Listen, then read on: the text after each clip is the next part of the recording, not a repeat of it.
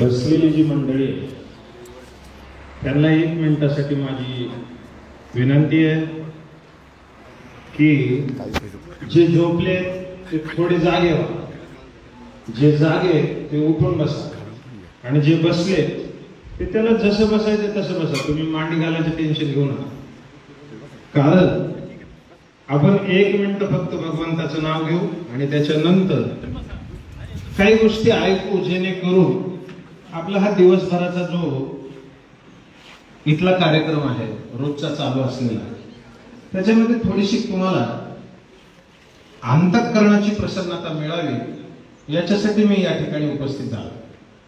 मी पुढे म्हणतोय, तुम्ही सगळ्यांनी मागं म्हणायचं, जितकं सहज जितकं सोपं जमतं तितकंच म्हणत राहायचं, आणि ज्यांना जमत नाही त्यांनी स्वस्थ बसायचं, काय अडचण नाही. हरे राम राम राम तानपुरा देतो का? तानपुरा द्यायचा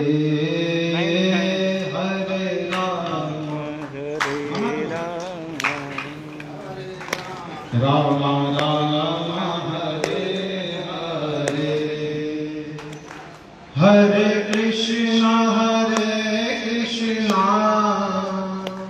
कृष्णा कृष्णा हरे हरे, हरे कृष्णा कृष्णा कृष्णा हरे हरे, हरे राम राम राम हरे हरे, हरे राम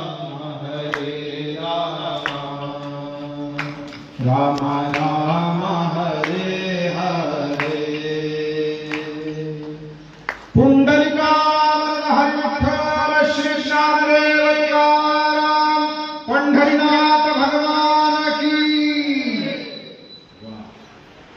आता जी बसलेली मंडळी आहे त्यांनी फक्त लक्ष देऊन ऐकायचे मी काय सांगतो. कोरोना नावाच्या या वैश्विक ज्याला महामारी म्हणतोय आपण, आता ही महामारी आहे, याच्यामध्ये माणसं मरतायत, जगतच नाही, हा झाला की माणूस परत वापस येत नाही. हे जे डोक्यामध्ये आपण वेगवेगळ्या कल्पना केल्यात, त्या कल्पनेतून बाहेर निघण्यासाठी या पारनेर तालुक्याचा भाग्यविधाता म्हणून ज्यांच्याकडे पाहिलं जातं ते आदरणीय आमदार साहेब निलेशजी लंके, त्यांनी तुमच्या सोबत राहून असं सिद्ध केलंय की या महामारीने तुम्हाला काही त्रास होणार नाही. पण एक गोष्ट मला सांगायची नक्की, आता जी मंडळी बसली आहे ना, तुम्ही सगळे बसलाय बरोबर आहे, आता तुम्हाला त्रास काय असं जर विचारलं तर तुम्ही उत्तर काय देणार? काही नाही. तुम्ही उत्तर काय देणार? काही नाही, बरोबर आहे. म्हणजे त्रास होतो कोणाला? मनाला होतो का शरीराला होतो? सांगा, मोठ्याने बोला, घाबरू नका. मनाला. आणि इथं आनंद कोणाला ठेवलंय? शरीराला, बरोबर आहे. इलाज कशावर चाललाय? शरीरावर.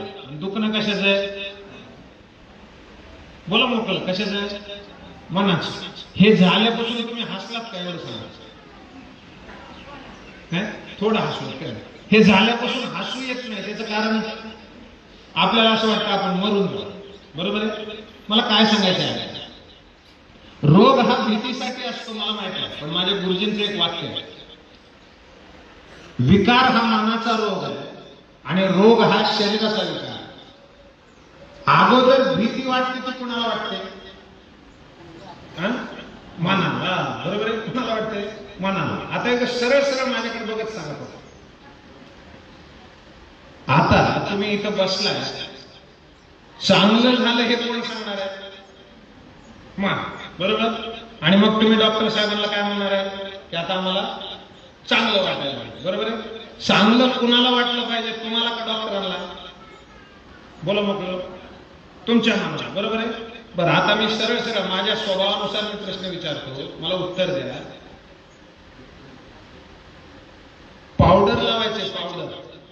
ते तुम्हाला लावा वाटतंय का मनाला लावा वाटतंय? उगा घाबरू नका, मोकळं बोला. आणि तुम्ही हसा. काय झालं माहितीये का, तुम्हाला गणित सांगतो. चॅप्टर माणसं जी आहेत ना, चॅप्टर जे चॅप्टर आहे, स्वतःचा रोग लपवतात आणि दुसऱ्याच्या गळ्यात घालतात, अशी जी चॅप्टर मंडळी आहे. तुम्हाला गणित सांगतो, तुम्ही तर फार लक्ष देऊ नका, एकदा कथा लक्ष देऊ नका. एकदा काय झालं, एक 4 मुलं होती, 4 कॉलेजची पोरं. कळते तुम्हाला सगळ्यांना? ऐकू येत आहे? 4 कॉलेजची मुलं होती. त्यांना अयोध्येवरून रेल्वेमध्ये बसायचं होतं. ऐका, अयोध्येवरून रेल्वेत बसायचं होतं आणि त्यांना कानपूरला जायचं होतं. चला मग परत उत्तर द्या. बसायचं कुठून होतं? अयोध्येवरून. आणि जायचं कुठं होतं? कानपूरला. पण ते आल्याच्या नंतर त्यांना असं लक्षात आलं की रेल्वेमध्ये बसायला जागाच नाही. इकडे लक्ष द्या, रेल्वेत बसायला अजिबात जागा नाही. आता ती कॉलेजचीच मुलं होती, उन्हाळ होती. त्या चौघांनी काय केलं, म्हणजे एक आयडिया करू आपण. ते म्हणजे कोणची? त्याच्यातलं एक फार जास्त हुशार होता. तेव्हा मला तुम्ही टेन्शन घेऊ नका, मी जागा करतो. ते रेल्वेच्या एका डब्यात गेलं, 2 मिनिट उभा राहिलं आणि मोठ्यानं ओरडलं, नाग नाग नाग नाग नाग. जेवढे डब्यात माणसं होते, तुम्ही मुंडका हलवलं म्हणजे तुम्हाला कळालं, जेवढे डब्यात माणसं होते ते काय झालं, ते खाली उतरले सगळे. बरोबर? ते सगळे खाली उतरले आणि 4च्या मित्र त्याच्यात झोपले. फरकच झोपले. कशासाठी? आता म्हणले डब्बाच्या डब्बा मोकळा, निवांत झोपवा. आणि रेल्वेची वाट बघत 9 तास उभा राहिलेले असल्यामुळं रेल्वे तिथं अर्धा घंटा थांबणार होती. हे पोरं गाडीत बसल्या बसल्या झोपले लगेच. बरोबर? काय कळालं तुम्हाला सांगा? रेल्वे त्यांनी नाग नाग म्हणून जागा केली आणि लगेच झोपले. बरोबर? दुसऱ्या दिवशी सकाळीच त्यांना जाग आली. कोणाला? त्या 4 पोरांना. आता त्या 4 पोरांना दुसऱ्या दिवशी सकाळी जाग आल्याच्या नंतर त्यांनी खिडकी वर केली त्या रेल्वेची आणि बाहेरच्या माणसाला विचारलं, का हो, कोणचं गाव आहे? तर ते म्हणले अयोध्या. ते काय म्हणले? अयोध्या. अरे इथं तर गाडी कानपूरला जाण्याची लागली होती ना? ते म्हणले हो, मग आम्ही त्याच्यातच बसलो होतो, मी अयोध्येला जातो कसं काय? तर तिथली लोक म्हणले, ह्याच्यात रात्री नाग निघालता म्हणून डबा इथंच ठेवला. कळते? ह्याच्यामध्ये नाग निघाल्यामुळे डबा कुठे ठेवला? इथंच. मग लोकाला फसवायचं म्हणलं की काटा कुणाचा निघायला? कळते मला काय म्हणायचं? तुम्ही एक काम करा, एकदा मनाला सवय लावा. सगळ्या गोंधळाच्या गोष्टी होतात मनात. तुम्हाला चेक करायचं असलं तर बघा. तुम्ही इथं आहेत का नाही आता? बरोबर आहे, इथं आहेत ना? ही चाल चांगली नाही, तुमच्या लक्षात घ्या. म्हणून चाल बदलते, त्याला काय कारण आहे? तर त्याला पहिल्यांदा तुमचा श्वास बदलतो. लक्षात ठेवा, पहिल्यांदा तुमचा श्वास बदलतो.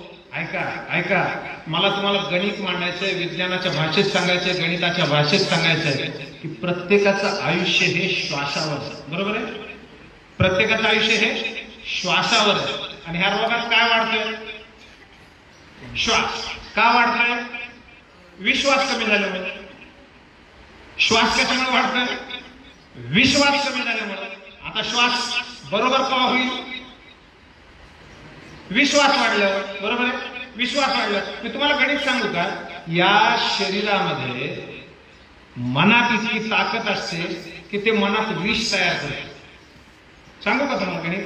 अभ्यास करा तुम्ही स्वतःचा. कधी बस. अहो, देवाने तुम्हाला हे 15 दिवस दिलेत ना, हे 15 दिवस जे दिलेत ना, तुम्ही म्हणा महाराज तुम्ही फारच लई चरचर बोलता, पण वस्तुस्थिती आहे. कारण कोरोना मला बी झाला, त्याचा चौरावा घालून मी तुमच्यापाशी आलो. बरोबर आहे? आणि तुम्ही घालणारच. त्याच्यामध्ये एक गोष्ट घेऊ नका, त्याचं गणित सांगतो. का घ्यायचं नाही? ऐका, आता गोंधळ होतोय म्हणजे कशानं होतोय? श्वासानं होतोय. आणि अडचण काय झाली? ज्या दिवशी तुम्हाला कोरोना झाला त्या दिवशी घरातलं एकही माणूस जवळ आलं का? सांगा ना.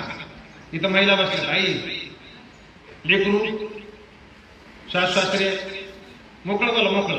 सासू सासरे नाही, नवरा नाही, दादा बायको नाही, बहीण नाही, जगद्गुरु तुकोबारायांचं प्रमाण आहे. तुका म्हणे तुझं सोडवेना कोणी, एका चक्रपाणी वाटे. सोडवेना बंधू, पाठीची बहीण, शेजेची कामीन दूर राहे, कुणीच तुम्हाला सोडलं सोड.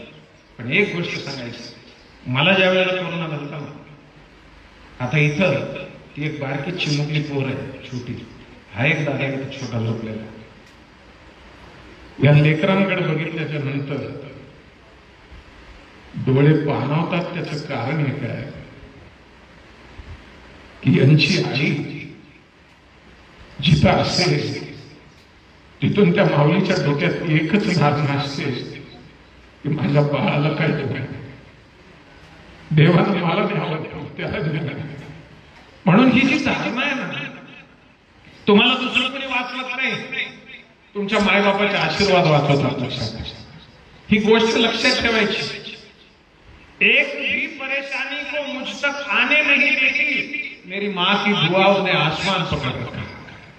लक्षात ठेवायचं, दुःख नावाची गोष्ट कुणाला नाही, कुणाला नाही. आता तुम्ही इथं बसलाय, प्रत्येक माईला इथं बसलेल्या, प्रत्येक ताईला, प्रत्येक छोट्या मुलाला, म्हाताऱ्या माणसाला फोन येत असेल ना, कसे तुम्ही बरे. तर तुम्हाला विनंती आहे, तुम्ही बी कुणी सांगताना त्यांना असं ठोकून सांगत जा, हो मी चांगला आहे आणि 8 दिवसांनी घरी येईल. काहीच झालं नाही. काय झालंय मला, काय झालंय? झालंय फक्त डोक्यात. झालंय कुठं? डोक्यात. डोक्यात म्हणजे कुठं आहे? आपल्या बुद्धीला.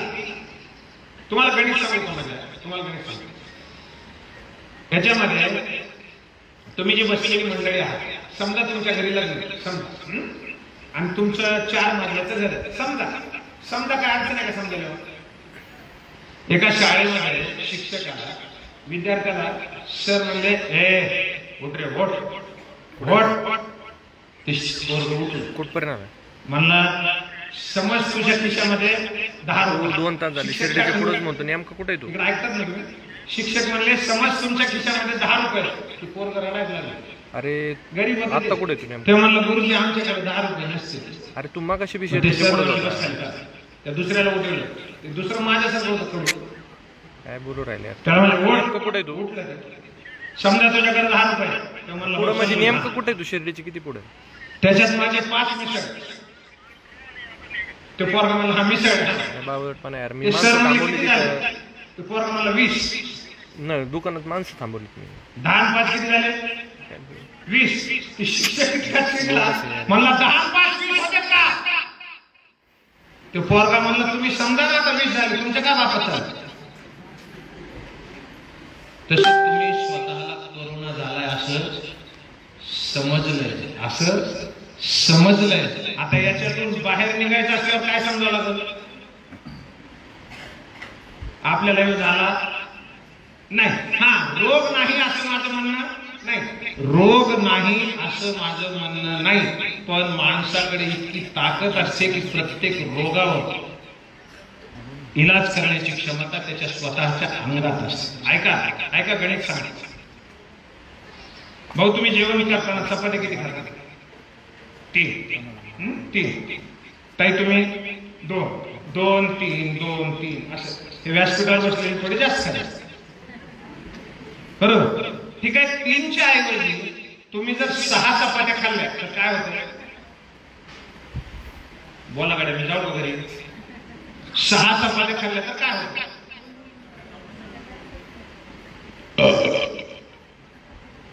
असंच होतं ना, असंच होतं ना. काय होतंय? ढेकर येत, बरोबर? 6 चपात्या खाल्ल्यावर ढेकर कशामुळे आहे? आजीर्ण झालं. आपण काय म्हणलो? आजीर्ण झालं.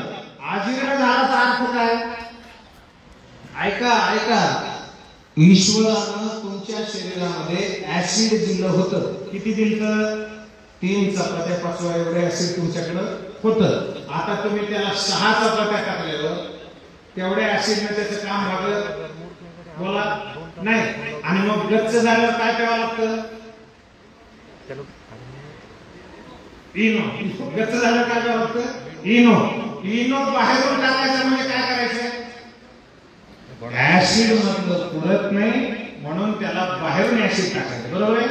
बरोबर आहे. आता अडचण काय होईल आपल्याला, आपला श्वास हा पोटापर्यंत जात नाही. आता सगळे बसलेत ना तुम्ही, आता फक्त मांडी घालून बसा, जसे बसलात ना तसे. आणि आता एक अभ्यास करा, रोज साठी करा. हा अभ्यास रोज साठी करा.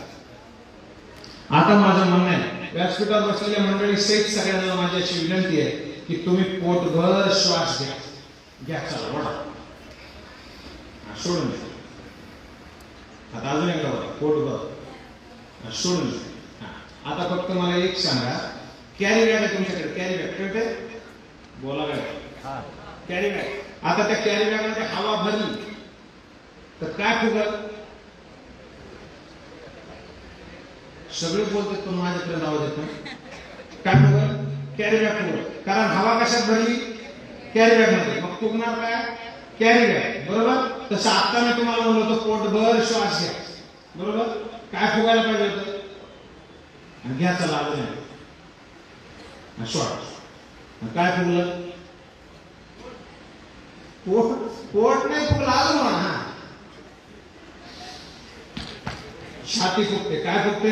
छाती फुगते. म्हणजे आपला श्वास पोटापर्यंत जात नाही. ऐका मजा, मजा आहे का? फुगा कळतो तुम्हाला? फुगा, फुगा समजा असा फुगा पंख्याच्या समोर ठेवला आणि इकडून त्याला पंखा लावला फुल, इकडून पंखा जर फुल लावला तर फुगा उडल का? बोला उडल, उडल. मी काय म्हणतोय, फुगा ठेवलाय, फुगवलेला नाही, फुगवलेला नाही, निस्ता फुगा तिथे ठेवलाय. तो उडल? नाही उडायचा. तो काय होईल? लईच हवा जोरात असली तर सरकल, पण उडायचा नाही. मग आता फुगा जर उडवायचा असेल तर त्याला बाहेरची हवा लागते का मधली? तर बाहेरची लागते, पण मध्ये असल्याशिवाय उडल. फुग्यात जर हवा नसली, निस्ता ठेवला तर पंख्याने निस्ता सरकतो, उडत नाही. आणि समजा त्याच्यामध्ये हवा भरलेली असली आणि आता ठेवला आणि पंखा लावला की उडतो. म्हणजे हवा आतली कामाची का बाहेरची? ऑक्सिजन मधला कामाचा का बाहेरचा? मग बाहेरच्या नळीनं काम येईल का मधल्या टाकीनं काम येईल? हवा मधून लागते जर वर उडायचं असेल तर. आणि तुम्हाला ऑक्सिजन तुमच्या आत तयार करावा लागतो जर याच्यातून लवकर बाहेर निघायचं असेल. आणि त्याच्यासाठी एक गोष्ट करावी लागते, आपल्याला श्वास आहे ना, श्वास हा मंद घ्यावा, नेहमीपेक्षा मंद. तुम्हाला माझ्या सांगता आता सोपं गणित. जेवणाचं ताट तुमच्या समोर आलं, आदरणीय लंके साहेबांच्या, शरद पवारजींच्या नावावर चालत असलेल्या आरोग्य मंदिरामध्ये सकाळचं नाश्त्याचं ताट तुमच्या समोर आलं. काय काय त्याच्यात? सफरचंद, ज्याला जे लागेल ते आहे ना. बर, आता त्याच्यातला घास तोडला. तुम्ही अभ्यास करा, मागत तुमच्या प्रायात अभ्यास करा, मोगली नाही. तुम्हाला सवय लागली आता ही 2 टाइम जेवायचं, नुसतं ऐकायचं, लोक सांगतील नाही, हे बदलायचा प्रयत्न करा. ऐका मी गणित काय सांगते. जेवायला समोर आल्याच्या नंतर समजा घास तोड, घास तोड, तर तोंड कधी उघडायला पाहिजे? आता एक मोठी श्रीमंत मंडळी वगैरे असतात, हे असे प्रवास करतात, टोल नाक्याचे दंड पडतात. गाडी तिथं आल्यावर पडतं का आधीच पडतं? गाडी आल्यावर. आणि पैसे दिले की आता काय जर हुशार असते महाराज फास्टॅग असते, काही असो, स्कॅनर मध्ये स्कॅन झाल्याशिवाय नाही. ठीक आहे. मग आता हा उचललेला घास तोंडात जाताना तोंड कधी उघडलं पाहिजे? बोला का? तोंडाच्या जवळ घास गेल्यावर. आता तुम्ही संध्याकाळचं जेवण करताना तुम्ही तुमचंच बघा आणि मला पुन्हा फोन करून सांगा, अहो इकडे खाली घास तोडीचे तवर कसं काय व्हायला असं? हे व्हायला याचं कारण काय आहे हे आपल्याला पुन्हा मिळणार असे आपल्या डोक्यात. आणि अजून एकदा सांगतो, जेवण करायचं असलं आणि तुम्ही शांत बसलेले असलात ताट बघितलं की श्वास वाढतो. लक्षात ठेवा, तुम्ही चेक करा, स्वतःला चेक करा. ताट बघितलं की श्वास वाढतो, बरोबर. आणि मंद श्वास तुमचा जितका वेळ चलतो, आता तुम्हाला विज्ञानाच्या बाजूने सांगतो, सशाचं आयुष्य, कुत्र्याचं आयुष्य, माणसाचं आयुष्य आणि कासवाचं आयुष्य याच्यात फरक. ससा 5 वर्षात जातो, कुत्र 10-12 वर्षात जातो, माणूस 70, 80, 85 ला जातो, बरोबर. आणि कासव 400 वर्ष जातो. कसं काय जगतं कासव 400 वर्ष? दमाने श्वास घेतं आणि दमाने सोडतो, बरोबर बरोबर. तुम्हाला 100 रुपये दिले, खर्चायचे कसे ते तुमच्या मनावर आहे का देणाऱ्याच्या मनावर? तुमच्या मनावर. मग श्वास कसा घ्यायचा ते कोणाच्या मनावर आहे? आपल्या मनावर. आलं पुन्हा तिथेच कुठं आलं ते? आपल्या मनावर. म्हणजे सगळं कशावर चाललंय? झाला म्हणलं की झाला, म्हणलं की झाला, गेला म्हणलं की किती सोपं झालं. झाला म्हणलं की आता माझी माय आजी, माझ्या माईच्या वयाची ही ना काय बऱ्याच बिमाऱ्या बघितल्यात आतापर्यंत, पण सगळ्या जगात असं म्हणणं आहे याच्यासारखी बिमारी नाही. आणि माझं एक मत आहे, हात जोडून, याच्यातून बाहेर काढायचं असेल तर माणसाला माणसाचा आधारच फक्त बाहेर काढू शकतो, बाकी कोणी काढू शकत नाही. एकमेकाला आधार नाही, घाबरू नका, काहीच होत नाही. म्हणजे त्याचा माझ्या अंगात येईल, दुबळ्याच्या अंगात येतो देव असं नाही. समर्थ माणसाला देव मदत करतो. कोंबडे बकरेच का देत ना, तो वाघ का देत नाही? एखादा वाघ कापा, कारण तो कापता येत नाही, कारण त्याची ताकद, त्याची क्षमता, त्याची पात्रता, त्याची सिद्धता वाघासारखी दुसऱ्याची नाही, म्हणून त्याच्यावर थांबलं नाही. मग कापायचं कोणाला? उभे ज्याचं कुठे चलत नाही, बरोबर. तस हा आजार कुणावर आक्रमण करतो? जो मनानं खचलेला, जो मनानं खचलेला. तुम्हाला मजा सांगू का? नुसतं संध्याकाळपर्यंत, आता तुम्ही बसलात ना, मला तापच आली म्हणायचं, सुरू झाली. संध्याकाळपर्यंत येणार म्हणजे येणार. आता एक गोष्ट सांगायची मला, याच्यातून आशीर्वाद बाहेर काढू शकतो असं सगळेजण म्हणतात, पण आशीर्वाद हा कल्याण हो तुमचं असं म्हणून दिलेला आशीर्वाद याच्यातून बाहेर काढू शकत नाही. आशीर्वाद निघाला पाहिजे आतून. एक कथा सांगायची मला, तेवढी कथा लक्ष देऊन ऐका आणि मी माझ्या वाणीला विराम देणार आहे. पण जाताना एक गोष्ट सांगायची आहे, 10 मिनिट सकाळी आणि 10 मिनिट संध्याकाळी तुम्ही योगासन करतात असं मला सांगितलं. त्यांनी सगळ्यांनी म्हणून योगासन करतात, बरोबर आहे. ह्याच्या आधी त्याच्या आधी पाय हलवला नाही, हात हलवला नाही, आता सगळं. आणि जमलं नाही तर पुन्हा मास्टरला विचारलं, नाही मला येईल ना, कसं करायचं सांग. ही सगळी धडपड जगण्याची झाली, ही सगळी धडपड जगण्याची झाली. मला एक सांगायचं, एक श्रीमंत माणूस आहे, देवधर्म करणारा. बायको एके दिवशी काय म्हणली माहिती आहे? त्यांच्या यज्ञाला भगवंत प्रसन्न झाले आणि म्हणले माग तुला काय मागायचं, ऐका. आणि बायकोला सांगितल्याच्या नंतर त्या माणसानं ईश्वराला पोरग मागितलं. आणि पोरग मागितल्याच्या नंतर माझ्या जीवापाड प्रेमाने माझ्यासोबत मंडळी सोमनाथ भाऊ, अमित भाऊ, अनिल महाराज, मला एक मर्म सांगायचं तर हे सगळी मंडळी मी आता बघितली तिथं. म्हणजे महाराजाला टरबूज कापून द्या, महाराजाला टरबूज कापून द्या. काही काही जणांना असं वाटलं असेल की महाराज इकडे खायचा नाही, पण मी खातो जातो. त्याचं कारण आहे, मैं आदमी हूं, आदमी से प्यार होता. ईश्वर नंतर भेटेल मला, पण अगोदर जर मी माणसांवर प्रेम नाही केलं मला देव भेटायचा चान्सच नाही. मग एक गणित मला मांडायचं, तेवढं गणित लक्ष द्यायचं. देव म्हणला तुला मुलगा द्यायला तयार आहे, फक्त एक अडचण की तो मुलगा लग्न होईपर्यंत जिवंत राहील. ऐका, लग्न होईपर्यंत जिवंत राहील. आणि ज्या दिवशी सून आणि पोरग दोघं जण घरात आले की त्याच क्षणाला त्याचा जीव पाहिजे. पाहिजे पाहिजे. ठराव झाला, मुलगा झाला आणि एके दिवशी असं झालं, लग्न झालं. लग्न झाल्याच्या नंतर व्यासपीठावर चाललेला कार्यक्रम होता. तुमचे झाले का लग्न? बरोबर, माझं झालंय म्हणजे एकदाच पाहिजे असं लग्न. तसं व्यासपीठावर त्यांचे हार घालायचे वगैरे कार्यक्रम चालू होते आणि काही गरीब मंडळी. मला एक वाक्य बोलायचं आहे या आमदार साहेबांना, या परिसरातल्या तुमच्या सगळ्याचे आशीर्वाद इतके लागणार आहेत महाराज. हा माणूस आयुष्यामध्ये कधीच दुःखी नाही. अशीच गरीब कुटुंबातली एक आदिवासी जमात त्या दाराच्या समोरून चालली होती. श्रीमंताचं लग्न होतं. साहेब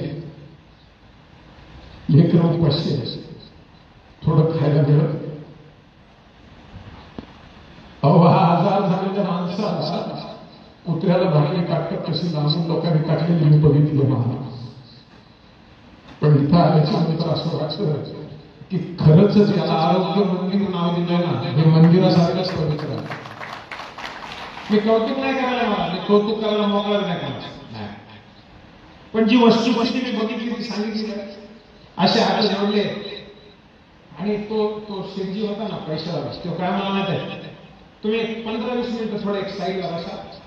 आज माझ्या पोराचं लग्न झालं आणि माझी अशी इच्छा आहे की तुम्हाला वाढण नाही द्यायची, तुम्हाला वाढण नाही द्यायची, तुम्हाला मला इथं बसून जीव घालायचा.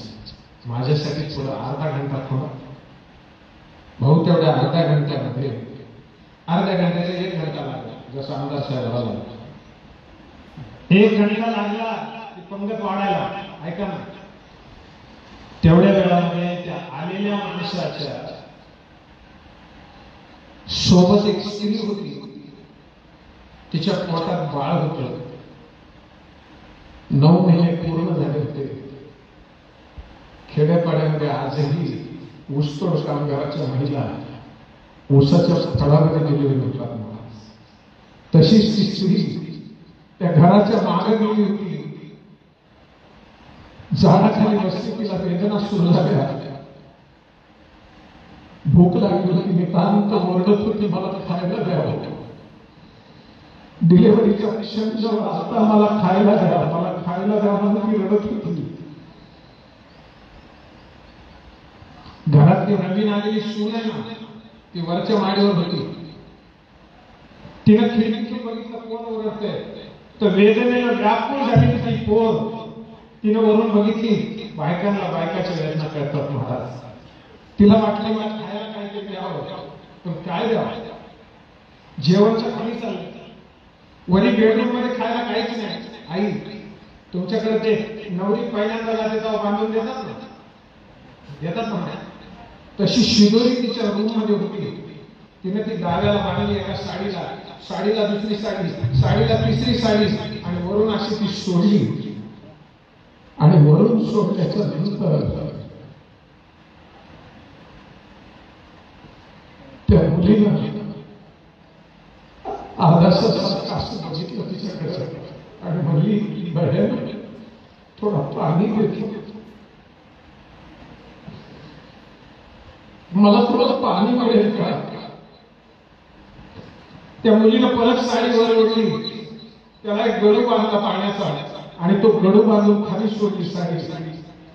त्या पोरीनं 2-4 घास खाल्ले, बाळ जन्माला आलं.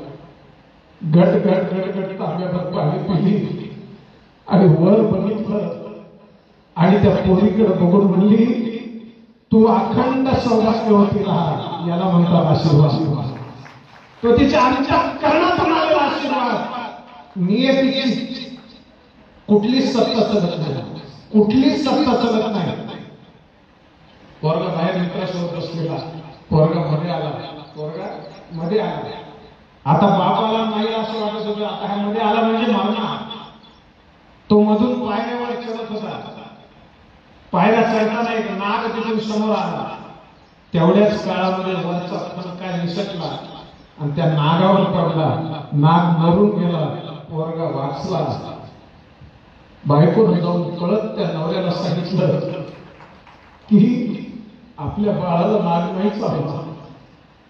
भगवान पण मूर्तीच्या समोर तो शेती जाऊन बसला आणि म्हणला, हरी एक प्रश्न विचारायचा.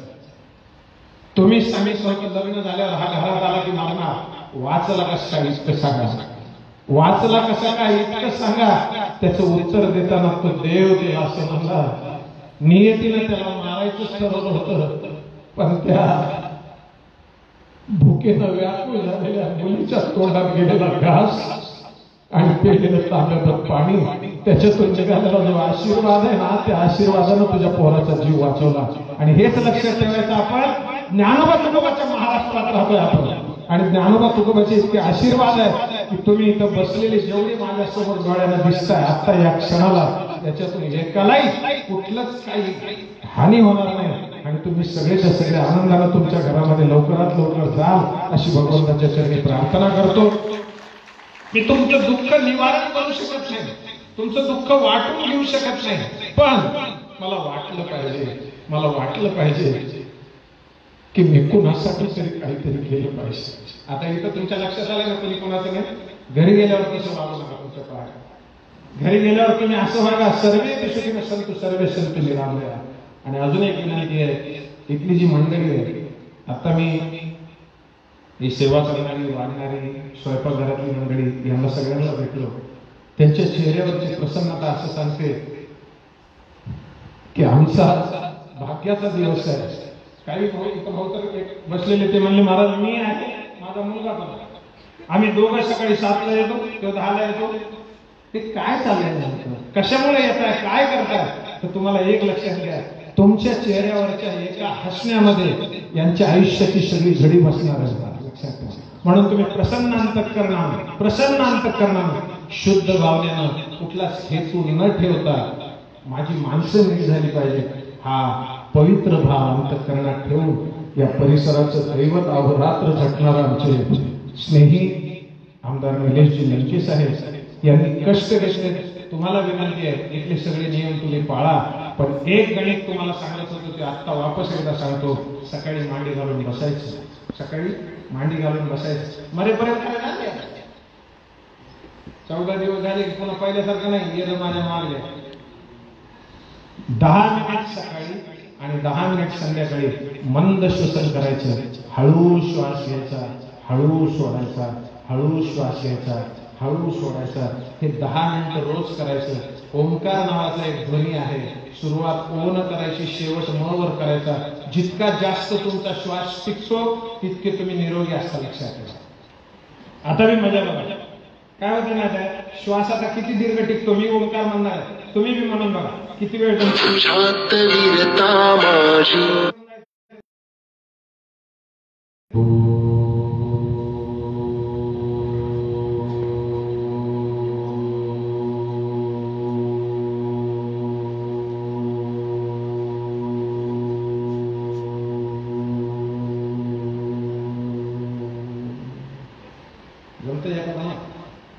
तुम्हाला काय सांगायला.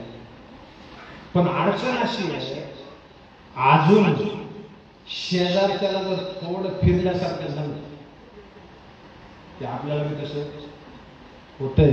त्याचं कारण असं आहे, आपलं मन त्याच्याशी जोडतो आपण, त्याच्यामुळे आपलं मन भगवंताशी जोडा.